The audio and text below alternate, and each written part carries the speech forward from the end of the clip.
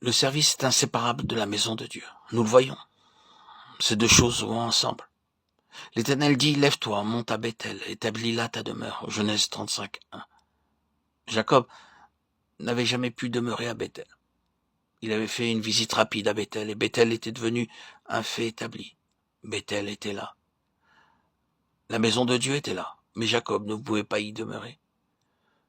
Car personne ne peut demeurer dans la maison de Dieu avant d'avoir accepté la place de soumission.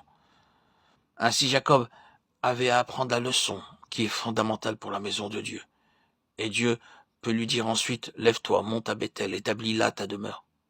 Il doit traverser cette crise où sa force personnelle est épuisée et brisée, et dont il sort faible, mais où Dieu devient sa force, un prince avec Dieu. C'est ainsi qu'il devient qualifié pour la maison de Dieu. Nous voyons combien tout cela est un tout. La maison de Dieu est l'objet et la sphère du service de Dieu. Maintenant, si jamais nous avons dit une chose qui soit vraie, c'est celle-là. J'aimerais vous questionner à ce sujet. Je vous défie de pouvoir montrer ou prouver d'après les Écritures qu'il y a un service pour Dieu qui ne soit pas lié à sa maison. Tout le service de Dieu est lié à sa maison et en est inséparable. L'Ancien Testament est rempli de ce fait. Le Nouveau Testament le souligne avec force. L'Église, qui est le corps de Christ, est l'objet et la sphère de tout le service du peuple de Dieu. Et il n'y a point de service qui en soit à part. Or,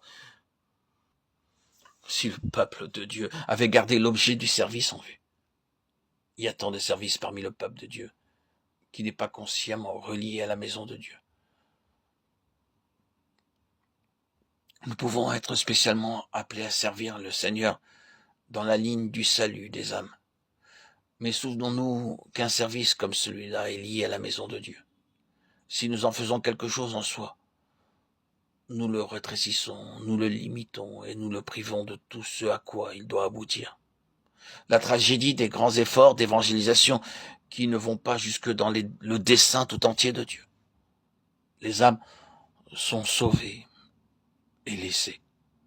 Elles sont introduites dans des missions évangéliques qui ne sont en aucun sens des églises locales, telles que nous les voyons dans le Nouveau Testament.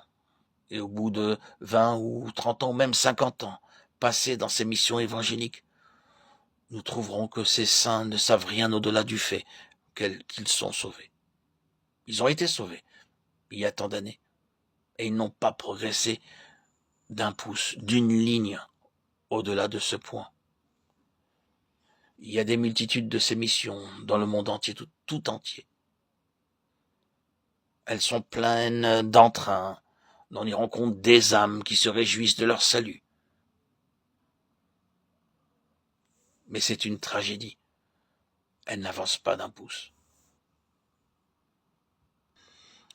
Ils se réjouissent d'être sauvés, d'être dans le Seigneur.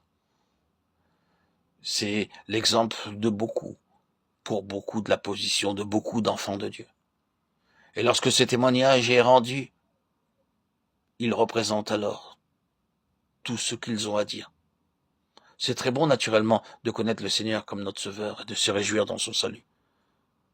N'enlevons rien à cela, mais c'est une expérience qui est devenue une fin en soi et ne peut et n'est jamais allé plus loin. Pourquoi cela? Parce que l'Église n'a jamais été mise en vue. Nous ne parlons pas ici maintenant d'aller à l'Église. Nous ne parlons pas des congrégations qui, en certains lieux, sont appelées Églises. Vous savez de quoi nous parlons? C'est de la pensée tout entière de Dieu pour la maison de Dieu.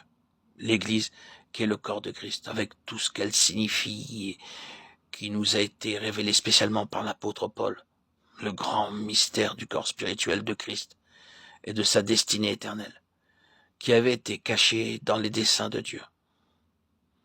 Tout service dans la pensée de Dieu doit être consciemment relié à l'Église, à la maison de Dieu.